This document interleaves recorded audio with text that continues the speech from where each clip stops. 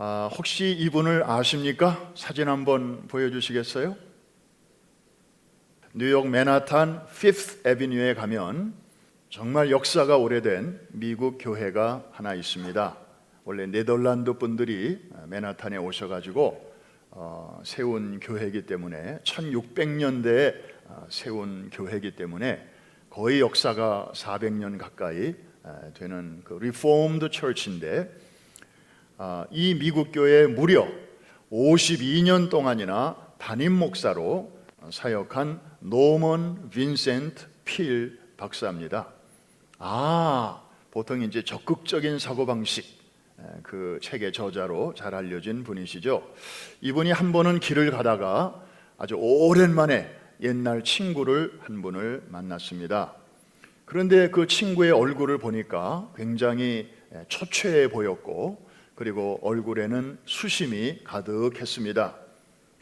자네 왜 이렇게 얼굴이 안 좋은가? 요새 무슨 일이 있나? 이렇게 물었더니, 글쎄 말이야, 요즘은 웬일인지 자꾸 문제가 생기네. 꼬리에 꼬리를 물고 생겨 산 넘어 산이야. 정말 문제 없는 곳에서 좀 살아봤으면 좋겠네.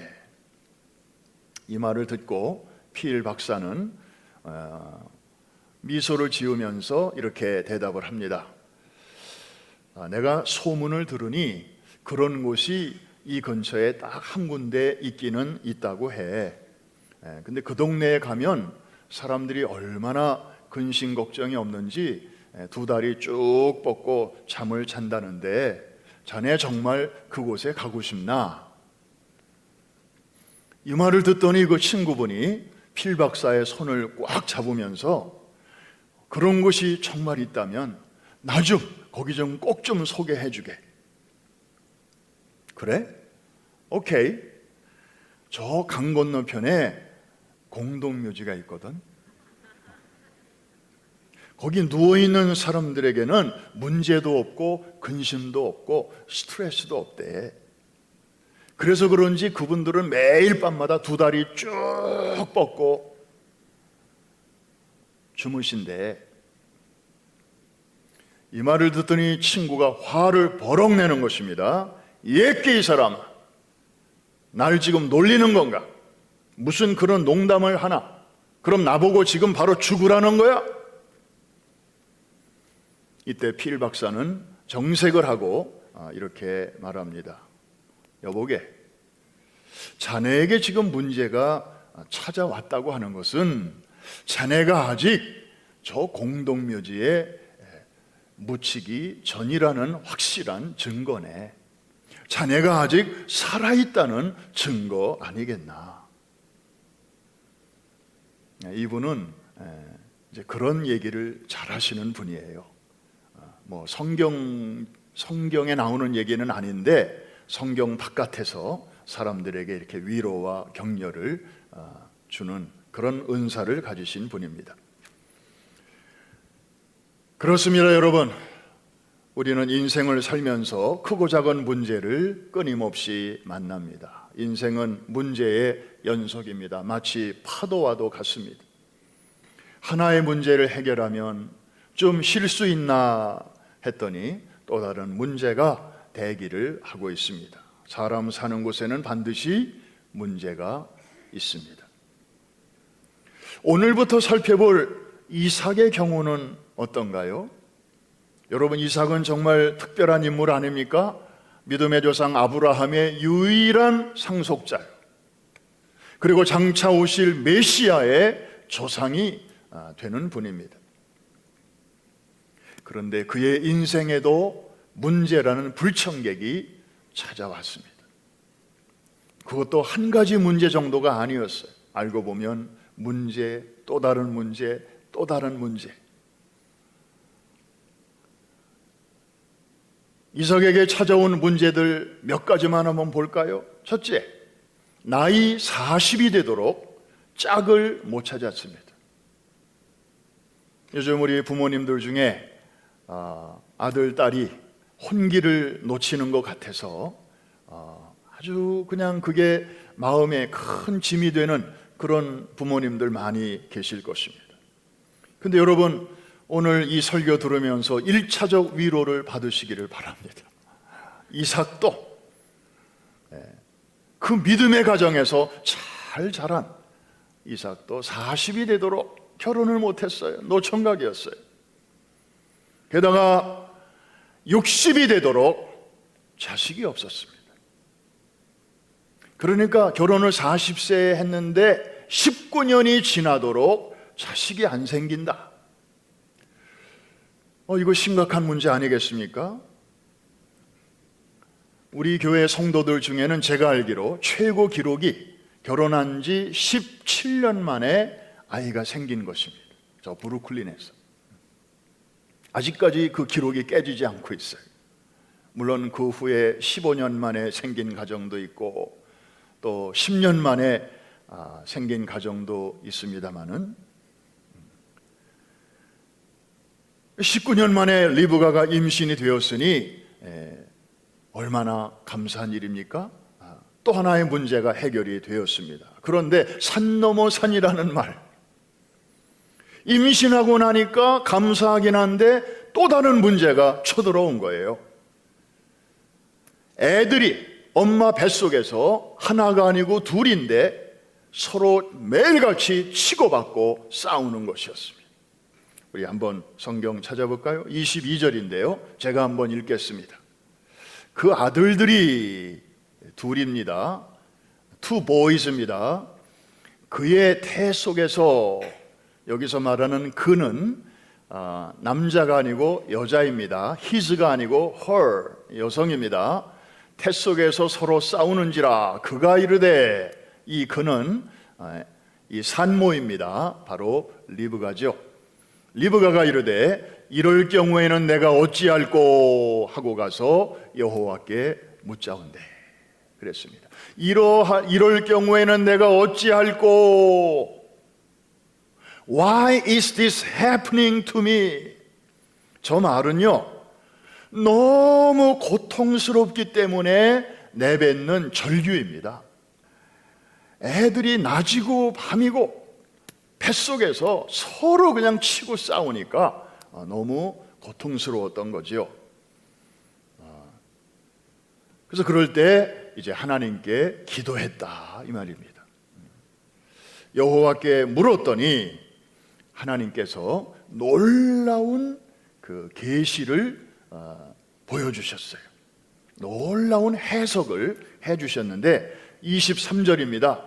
저거 오늘 이제 중심 귀절인데요 우리 같이 한번 큰 소리로 읽겠습니다. 시작. 여호와께서 그에게 이르시되 두 국민이 내 태중에 있구나. 두 민족이 내 복중에서부터 나누이리라.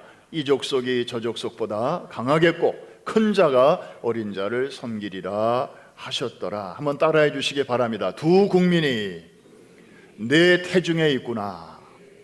그래서 오늘 설교의 제목이요, 문제 속에 감추어진 은혜라는 큰 주제 밑에 제가 부제를 하나 사실은 달았습니다. 두 아이, 두 국민입니다. 한번 따라해 주실까요? 두 아이, 두 국민. 여기서 우리는 하나님의 놀라운 관점을 바라보게 됩니다. 영어로 말하면 perspective라고 하는 것입니다.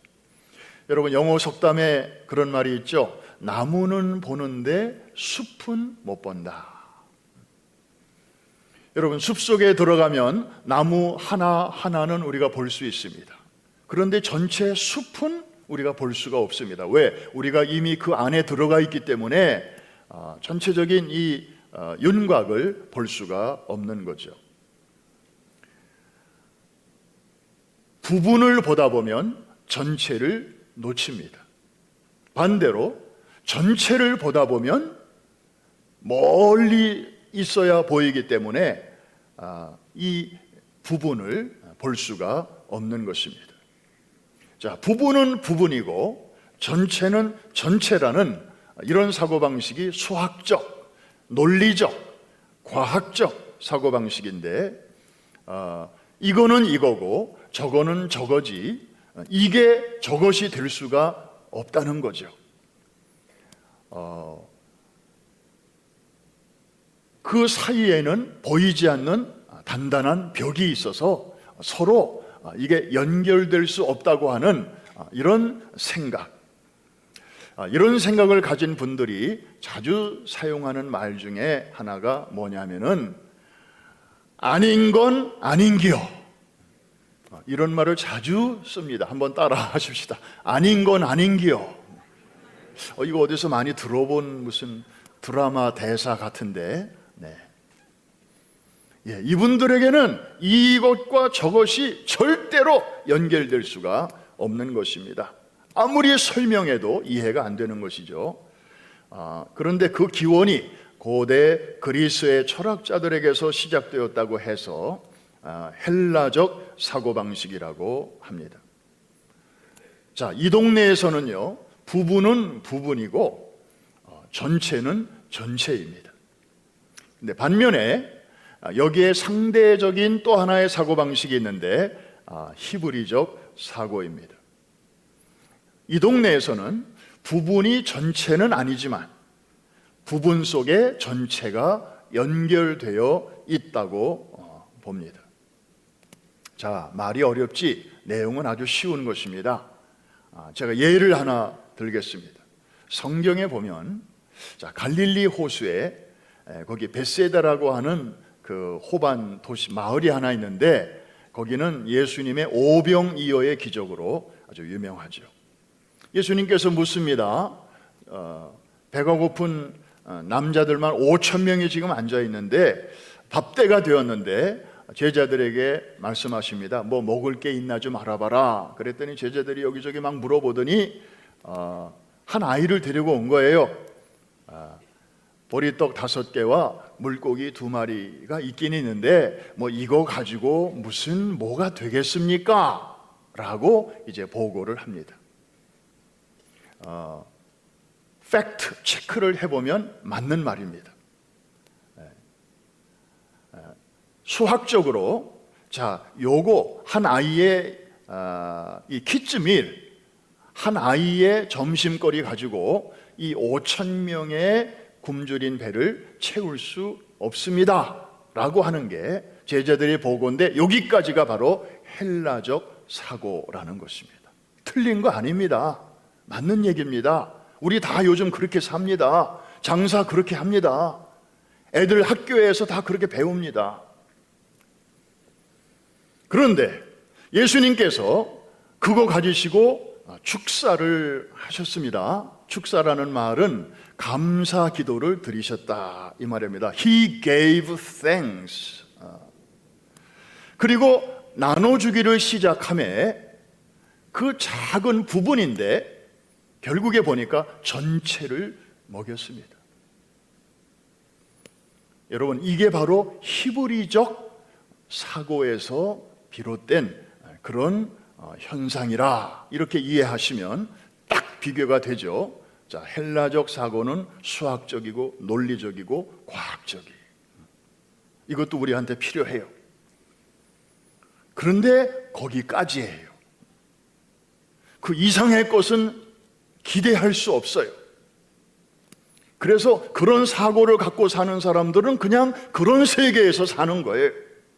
그래서 더 벌기 위해서 노력하고 애쓰고 계산하고 아이디어 짜내고 그러면서 아주 열심히 분주하게 사는 것입니다.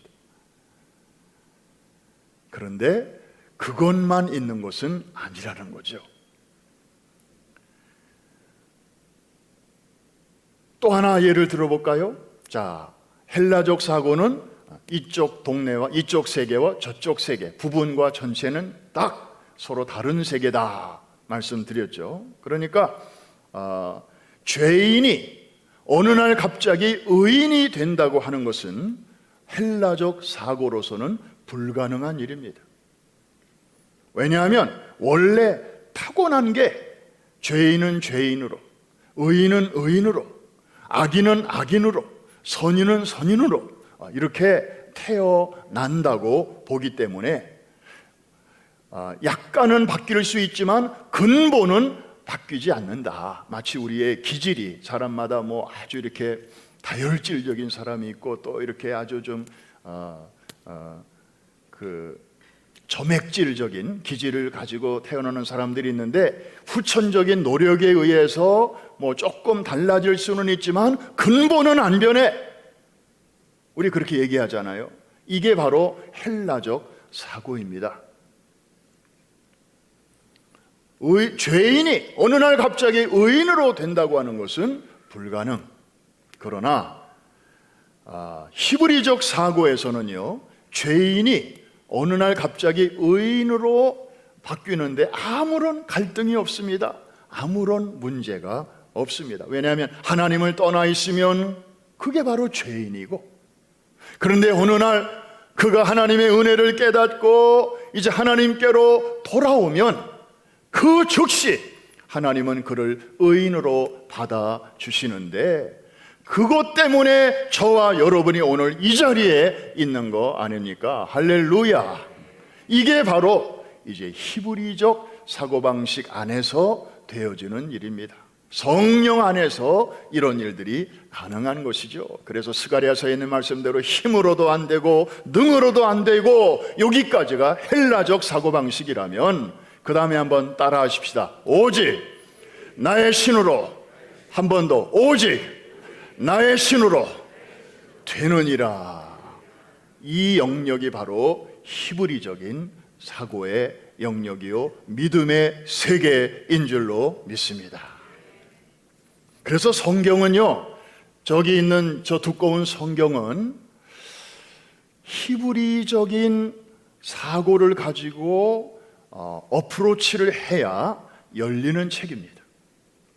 저거를 헬라적인 사고방식을 가지고 아무리 이해하려고 애를 써봐야 잘 안 됩니다. 잘 풀리지 않게 돼 있습니다. 오늘 좀 이 그 두 가지 우리 인류의 역사에서 크게 흘러내려오는 이제 생각의 흐름을 여러분과 지금 함께 나누고 있는데, 사실은 이거 굉장히 중요한 얘기입니다. 우리가 둘 중에 어느 흐름을 타고 사느냐에 따라서 여러분의 삶의 내용이, 삶의 질이 달라지는 거예요. 이해가 되시면 아멘 하십시다. 자, 여러분들 영화 쉰들러 리스트를 보셨을 것입니다. 거기 마지막 장면은 언제 봐도 참 우리에게 많은 감동을 줍니다. 히틀러의 독일이 패망을 했습니다. 그 독일 사람으로서 양은 공장을 운영하면서 처음에는 그 포로 수용소에 가서 유대인들을 값싼 임금을 주고 이제 사옵니다. 그 사람들을 뭐 구해주려고 사온 것도 아니고, 처음에는 그냥 지출을 줄이려고, 어차피 죽을 사람들이니까 그냥 값싼 노동력에 공장을 운영하려고 그렇게 얄팍한 계산으로 유대인들을 이렇게 하다가, 어느 날 단지 유대인이라는 이름으로 정말 짐승만도 못하게 죽어가는 그들의 모습을 보면서 이제 양심의 가책을 느끼게 됩니다. 그러면서 어느 날부턴가 이제 정식 직원으로 이렇게 한 명씩 이제 돈을 주고 이제 빼내게 됩니다.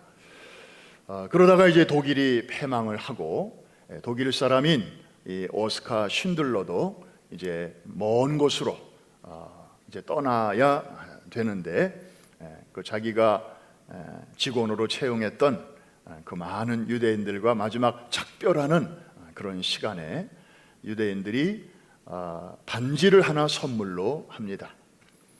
자기들의 이빨을 빼가지고 거기에 있는 금을 녹여서 자기들의 생명을 건져주신 생명의 은인에게 이제 고마운 마음을 표시하는 거죠. 그런데 그 반지에 히브리어로 짧은 문장을 하나 새겨서 이제 쉰들러에게 전해 주는데, 그 탈무드에 나오는 한 문장입니다. 한 생명을 구하는 것은 곧 세상을 구하는 것이다. 여러분, 이 말은 헬라적 사고방식으로는 도무지 이해가 안 되는 표현입니다. 왜냐하면 한 사람은 한 사람이고 세상은 세상이죠. 그래서 자살을 생각하는 사람들 중에는 나 하나쯤 없어진들 세상에 무슨 변화가 있겠는가? 뭐 이런 생각을 하지 않습니까? 다 이 헬라적 사고에서 오는 그런 현상들입니다. 그런데 히브리적 사고는 그렇지 않습니다. 여러분 아까 그 말 이해되십니까? 한 생명을 구하는 것은 곧 세상을 구하는 것입니다. 여러분들 이거 이해가 되느냐 안 되느냐에 따라서 여러분이 둘 중에 어느 쪽에 서 있는가, 어느 쪽에 가까운가가 사실은 진단이 됩니다. 아닌 건 아닌기요. 이렇게 계속 우기시면 그분은 보나마나 헬라적 사고방식을 갖고 사는 분입니다. 탈무드에서 왜 저런 표현을 했는가 저도 궁금했습니다. 자세하게 좀 자료를 찾아보니까 그 의미는 이런 것입니다. 한 생명이 죽게 되면 그가 그동안에 속해 있었던 세상의 끝을 의미하기 때문에 이 말을 뒤집어 표현하면 한 생명을 구하는 것은 곧 그가 속해 있는 온 세상을 구하는 것과 같은 그만한 가치가 있다는 표현입니다. 그런 맥락에서 성경은 한 사람의 소중함, 한 사람의 위대함을 강조하고 있습니다. 한 사람은 그저 한 사람으로 머무르고 마는 것이 아니고 그 한 사람이 사실은 온 세상과 맞물려 있고 연결되어 있기 때문인 것이죠. 여러분 로마서의 내용 중에 그 내용 기억하십니까? 첫째 아담 한 사람이 불순종함으로 무슨 일이 생겼습니까? 그 한 사람의 불순종으로 끝나지 않았습니다. 그 한 사람의 불순종 때문에 죄가 온 세상에 들어오게 되었습니다. 또 그 후에 둘째 아담 한 분이 오셔서 순종하심으로 그분의 순종으로 끝나버리고 나와는 아무 상관이 없는 그런 별개의 사건이 아니고 결국에는 그분의 순종으로 은혜가 이 온 세상에 넘치게 되었다는 사실. 이게 바로 하나님이 하시는 일입니다. 하나님이 만드신 세상, 그리고 하나님이 통치하시는 세상에서 하나님이 얼마든지 이루어 나가시는 하나님의 역사입니다. 이해가 되시면 아멘 하십시다. 그러니까 이 세계가 열리기 전까지는 사람들은 누구나 다 태어나서부터 세상에서 배우는 거, 학교에서 배우는 거 다 헬라적 사고로 단단하게 무장이 돼가지고 이 세계가 닫혀 있는 것입니다. 로마서 5장 15절 말씀 우리 한번 크게 읽고 지나가겠습니다. 시작. 그러나 이 은사는 그 범죄와 같지 아니하니 곧 한 사람의 범죄를 인하여 많은 사람이 죽었은즉 더욱 하나님의 은혜와 또한 한 사람 예수 그리스도의 은혜로 말미암은 선물은 많은 사람에게 넘쳤느니라. 아멘입니까? 이게 바로 히브리적 사고입니다. 이제 이 성경적 히브리적 사고를 우리의 삶에 적용하는 일이 무엇보다도 중요하다고 하겠습니다. 오늘 두 가지 적용거리를 여러분과 함께 나눕니다. 첫 번째, 여러분 한 사람이 전체 교회와 전체 그리스도인들을 대표한다는 사실을 꼭 기억하십시오. 한 번 더 반복합니다. 여러분 한 사람이 전체 우리 크리스찬을 대표한다는 사실을 꼭 기억하십시오. 세상에서는 한 나라를 대표하는 사람을 가리키는 명칭이 있습니다. 뭐라고 그래요? 대사라고 합니다. ambassador. 그 사람은 한 사람이에요. 그렇지만 수학적으로 한 사람으로 끝나지 않습니다. 그 사람의 뒤에는 그 나라 전체 국민이 연결되어 있습니다. 그가 하는 한마디는 개인의 말이 아니에요. 그 나라의 입장이에요. 그 나라의 견해예요. 그래서 대사가 한마디 한마디 하는 것은 굉장히 중요한 것입니다. 그래서 함부로 말해서는 안 되고요, 신중하게 해야 되는 것입니다. 여러분은 예배드리고 나가시면 이제 시장에도 가실 것이고 식당에도 가실 것이고 주유소에도 가실 것인데, 그럴 때 주변 사람들은 미안합니다, 강단에서 이런 표현 써서 귀신같이 알아봅니다. 저 사람들 교회 다니는 사람, 저 사람 예수 믿는 사람 같아, 느낌이 그래.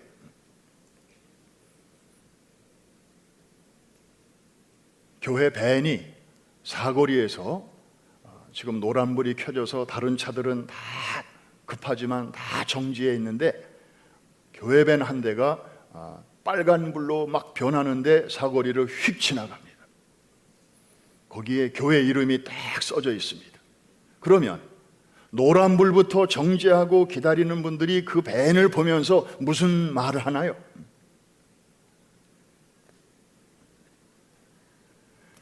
뭐라고 얘기하나요? 뭐라고 얘기할까요? 속으로 예수 믿는 것들이 더 안 지켜? 교회 다니는 것들이 더 해? 누군 뭐 안 바쁜가? 그 밴을 운전하는 사람 이름도 몰라, 성도 몰라. 그러나 사람들은 압니다. 그리고 욕합니다. 대표하기 때문에 그렇습니다. 반대의 경우도 많이 있습니다. 근데 반대의 경우는 사람들이 그렇게 막 말은 안 해요. 속으로 생각해요. 좀 다르네. 우리랑 좀 다르네. 선한 영향력을 미치는 분들 참 많습니다.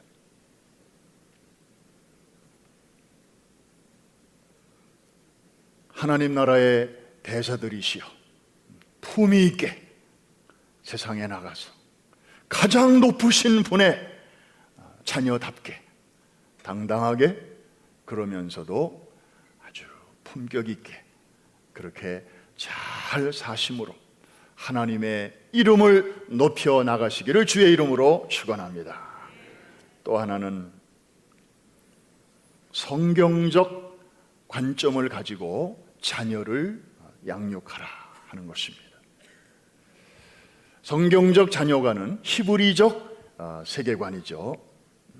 그래서 헬라적 사고로 하지 말고 히브리적 자녀관을 가지고 잘 양육하라는 것입니다. 목사님, 히브리적 자녀관이라는 게 뭐예요? 구체적으로 좀 설명해 주실 수 없어요? 설명 다 했습니다. 한번 따라해 주실까요? 두 아이, 두 국민, 이겁니다. 분명히 뱃속에 아이 둘 있어요. 그런데 하나님이 보시니까 두 아이인데 두 국민으로 보시는 것입니다.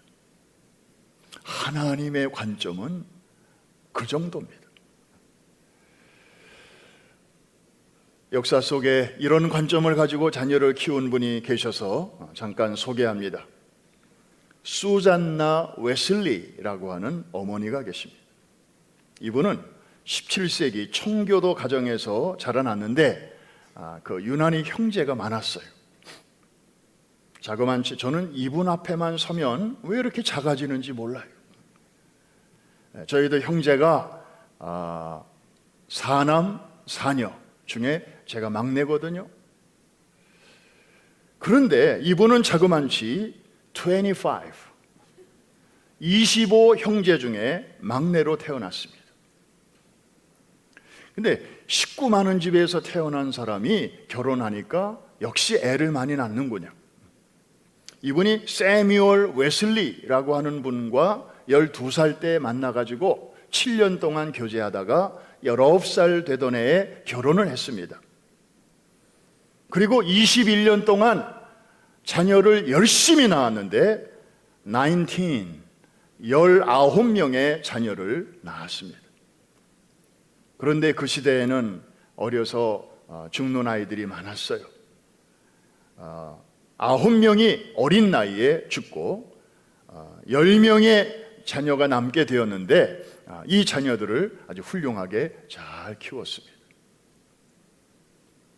이 수잔나는 아이를 키울 때 남다른 마음을 가지고 키웠다고 합니다.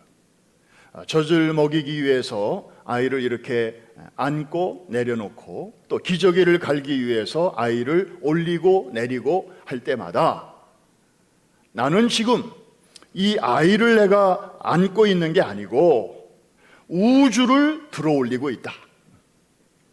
이 세상을 내가 들었다 놨다 하고 있다.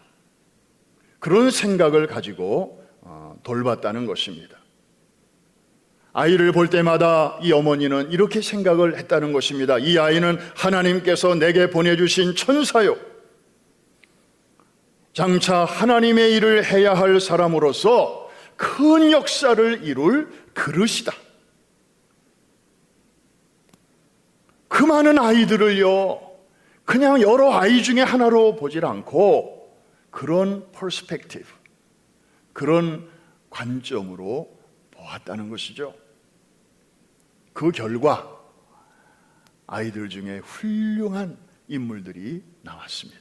13번째로 태어난 아이가 감리교의 창시자인 요한 웨슬리였고, 그리고 그 동생이 7,000편의 아름답고 은혜로운 찬송시를 썼던 찰스 웨슬리입니다. 만입이 내게 있으면 그 입 다 가지고와 같은 주옥 같은 찬송시를 7,000편이나 쓴, 일부 역사학자들은 말합니다. 감리교의 창시자 웨슬리보다도 어떤 면에서는 찬송으로 사람들에게 은혜를 끼쳤던 이 아우 찰스의 영향력이 사실은 더 컸다.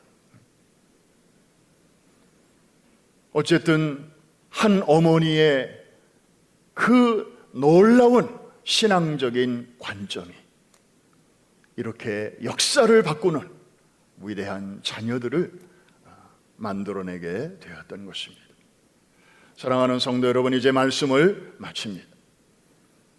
지난 12년 동안 하나님께서 우리 프라미스 교회를 통해서 행하신 일들을 한번 생각해 보십시다. 뉴욕 퀸즈의 플로싱에 있는 한 이민교회, 거기서 414 윈도우에 생수가 터졌습니다. 그래서 전 세계 5대양 6대주로 이 생수가 소리 없이 흘러가기를 시작했습니다. 12년 전부터. 그리고 프라미스 항공모함이 이제 전 세계 곳곳으로 가서 그곳에 사는 영혼들을 복음으로 터치하게 되었는데, 남북으로 생각하면 저 남미 칠레가 맨 끝에 있죠. 거기에 사람이 살 수 있는 마지막 남쪽 도시 punta arenas 시작하여, 그리고 저 북미 알래스카의 원주민들이 사는 그 마을까지 우리 프라미스 어른들과 청소년들이 안 가는 곳이 없습니다. 그리고 동서로 보면 저 동쪽 끝에 있는 대한민국 서울의 잠실 운동장으로부터 시작하여 저 남쪽 부산의 KBS 홀, 그리고 서쪽으로 쫙 와서 유럽의 맨 끝나라인 스페인, 그리고 아프리카 저 서쪽의 끝인 부키나파소를 비롯한 13개 웨스트 아프리카 국가에 이르기까지 우리 프라미스 교회 성도들의 손길과 발길이 안 미친 곳이 없습니다. 그런 구석구석에까지 이곳에서 터지는 생수가 흘러가게 하신 것입니다. 우리는 그냥 이민교회에 불과하지 않습니까? 우리는 너무나 평범한 사람들이지 않습니까?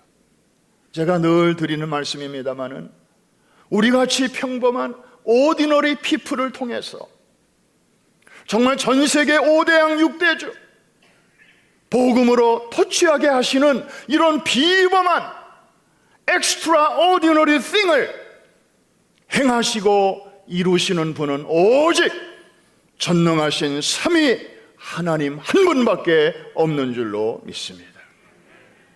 하나님이 하셨습니다. 우리 하나님께 다시 한번 감사와 영광을 올려드립니다. 그렇습니다. 세상에 우리같이 평범한 사람들이 또 어디 있습니까? 여러분 가운데 뉴욕 타임즈에 가끔 이름 나오는 유명한 사람 있습니까? 여러분 가운데 세계 무슨 100대 기업, 500대 기업의 오너 있습니까? 우리 중에 아무도 그런 사람 없습니다. 목사부터 평범하고요, 성도들도 평범합니다. 그런데 우리를 통해서 우리보다 얼마든지 더 힘 있는 교회들도 많고 우리보다 훨씬 더 스펙이 좋은 분들도 우리 주변에는 얼마든지 많은데 하나님께서 이런 일을 행하시는 걸 보면 우리는 어떻게 보면 부분인데 이런 부분을 통해서 오병이어와도 같은데 하나님의 행하시는 일을 보면 전체를 터치하시지 않습니까? 헬라적 사고로는 도저히 이해가 안 되는 일입니다.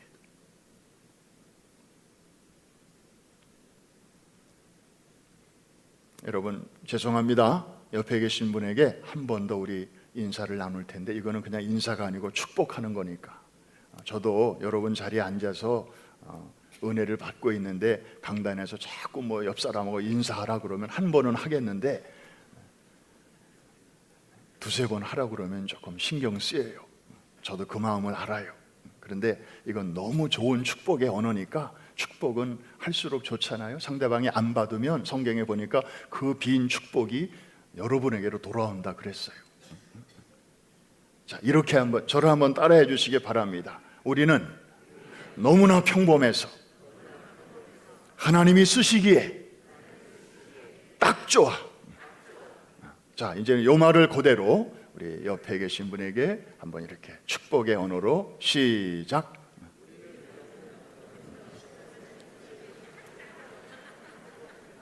네, 딱자가 아주 매력 있게 들리네요.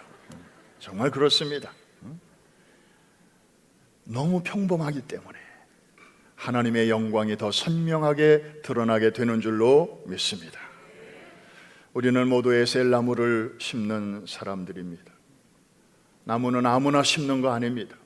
작은 나무를 심는 사람은요, 나무만 보지 않습니다. 조만간에 이 나무가 성장하여 만드는 그늘까지 보는 사람입니다. 그리고 작은 나무를 여러 그루 심는 사람은 그 어린 나무들만 보지 않습니다. 장차 이 나무들이 이루게 될 거대한 숲을 볼 줄 아는 사람입니다. 하나님이 주시는 이 열린 관점을 가지고 오늘도 우리의 남은 생애 동안 우리에게 보내주신 다음 세대들부터 시작하여 그리고 지금 전 세계에 숨쉬고 있는 수많은 상징적으로 18억 5천만에 해당하는 멀리 있는 414너들에게 그들을 위하여 시원한 복음의 그늘을 만들어주는 아름다운 히스토리 메이커들이 되시기를 주의 이름으로 축원합니다. 축복합니다. 기도하겠습니다.